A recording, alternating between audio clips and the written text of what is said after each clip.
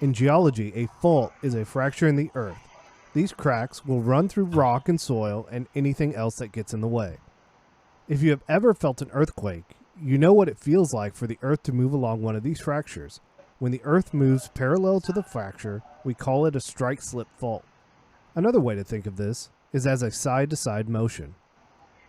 There are two different types of strike-slip fault, which are really only different based on your perspective. If you stand on one side of the fault and see the other side move to the right, we call that a dextral, or a right-lateral strike-slip fault. If you see it move to the left, we call it a sinistral, or left-lateral strike-slip fault. A dextral fault to you may be a sinistral fault to someone facing you on the other side of the line. The other types of faults move up and down rather than side to side. Earthquakes occur because the crust of the earth moves along its fractures, or faults. The circulation patterns of the mantle, which is the fluid rock layer beneath the crust, are responsible for the crust moving. As you can imagine, rock moving against rock doesn't go very smoothly. There is a whole lot of friction between layers of rock and earth. As the two sides of a strike-slip fault try to move past each other, they get stuck, and then stress builds up. When they finally overcome it and move past each other, you get the literally earth-shaking experience of an earthquake. When a fault includes vertical movement, that is, one side moves up and the other side moves down, we call it a dip-slip fault. Sometimes a fault has characteristics of both the dip and the strike. We call this an oblique slip fault. The rock on each side of the fault moves horizontally, as in a strike-slip fault, but also vertically, as in a dip-slip fault.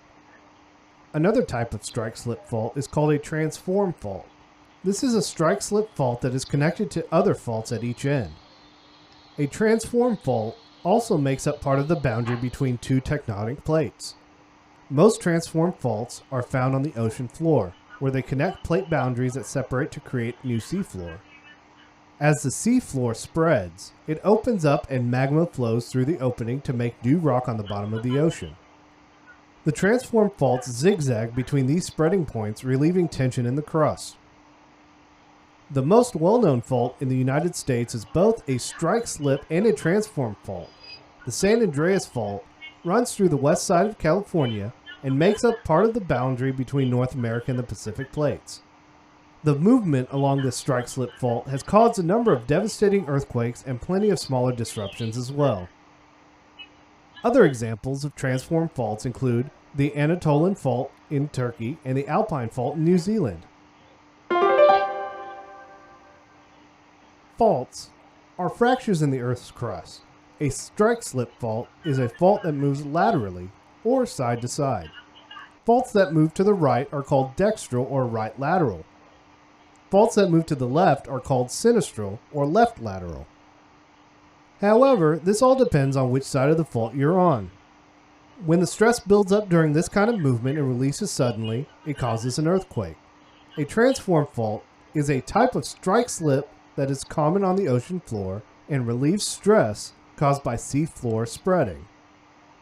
The San Andreas Fault is a transform strike-slip fault. A strike-slip fault can also be oblique, meaning it moves vertically as well as laterally.